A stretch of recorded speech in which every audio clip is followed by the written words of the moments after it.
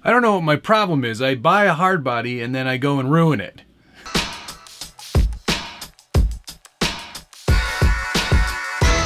Welcome back to the Scale Builders Guild. Thanks again for watching. Today we're taking the SSD Trail King and we are adding a custom hard body courtesy of RC 4-Wheel Drive and Mod19, or Rex Racer as he's known on the forums. Jeff, who runs Mod19, is an excellent designer when it comes to 3D printing, and I've used a lot of his parts before, and in fact, where is that? Jeff is responsible for the Micro Shark, and you guys are all familiar with this build. This was an Axial SCX 24, but now it's a full 3D printed monster of a Mini. And Jeff did an amazing job designing every single piece on here, and he definitely deserves a lot of credit for that. It's really super cool. What he's gotten into now, and actually what he started with, was modifications for the RC 4-Wheel Drive Blazer body.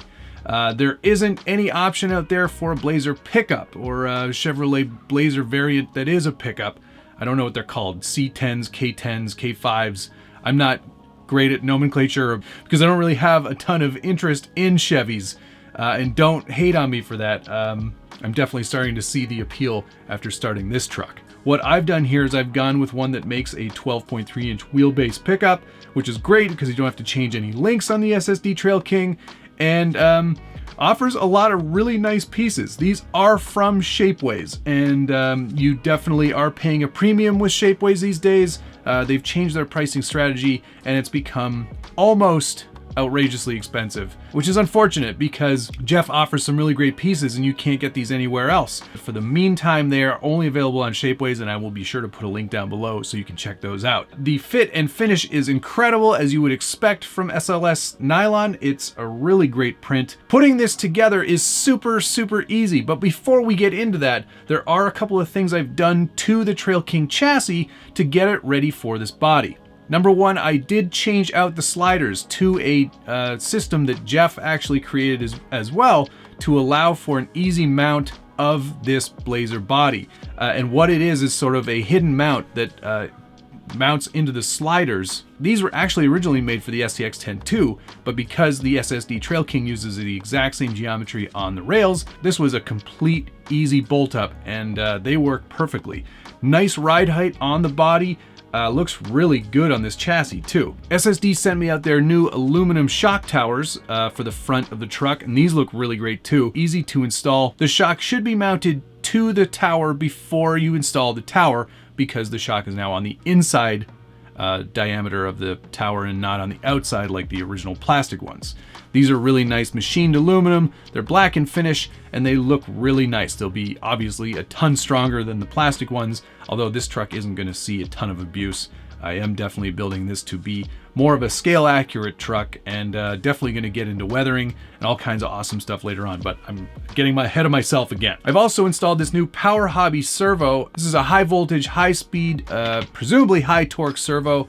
Nice aluminum case, brushless motor, all metal gears, waterproof to IP67. We'll have to definitely check that at some point by submerging this entire truck at the bottom of a lake, which my trucks have had some experience with in the past. I don't have much other information on this servo. They sent it to me. They wanted me to test it out. I'm going to give it a go, and we'll definitely report back on what we think after a couple of runs with it. I do want to mention that they do include a nice 25 tooth splined aluminum servo horn, which is a nice added bonus. I think it's going to be a pretty powerful servo, and we'll definitely see how it does, and we'll put it through its paces. Also, in order to fit this motor and this body properly, I did have to move that whole motor forward, so I printed out one of those transmission spacers that SSD offers on their Thingiverse page.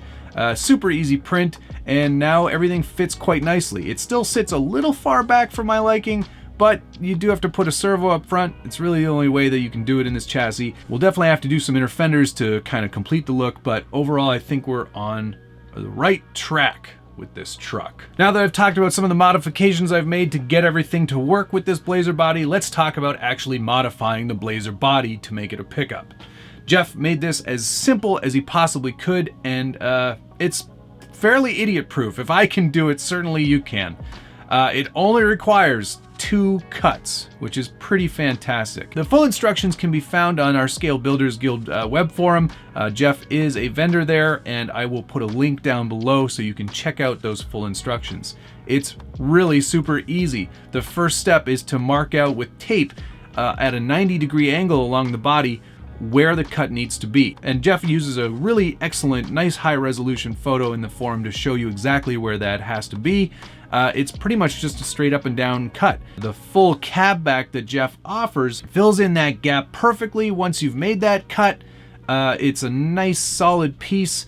I chose to glue it in with CA, and before I glued it in, I sanded around all the edges where you will be gluing it in, just to give it a nice rough surface to bond to between the glue and the plastic. You can't use MEK substitute because nylon doesn't like it. It just doesn't work with nylon, and you won't get a good bond. In fact, you won't get a bond at all. Definitely hit it with CA first. I used a little accelerator so everything glued up nice and quick.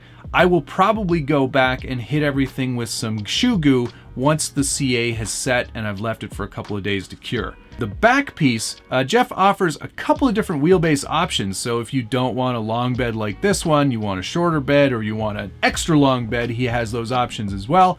And like I said, I'll be sure to put a link down below to his Shapeways store so you can check out all these products.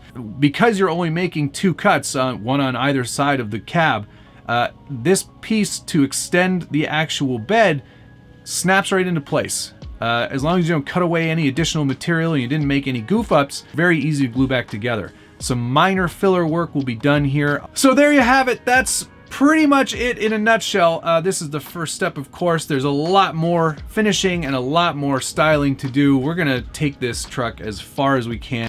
Lots more to come on this. One of the things I did want to ask you, is this wheel and tire combo gonna work for you? Or because it's a little bit more modern of a tire and a wheel combo, should we go for something a little more retro, something that's gonna age well and actually fit with this whole body and this body style? Put your comments down below. You know I love reading through your feedback, and I try to answer as many of them as I can. And if you're enjoying this video, hit the like button, subscribe if you haven't already, and hit that notification bell so you get updates anytime there's a new video from the Scale Builders Guild. I think we're on a really excellent trajectory, and I'm really excited to see what I can come up with to make this truck really unique. My thanks again to Jeff from Mod19 or Rex Racer.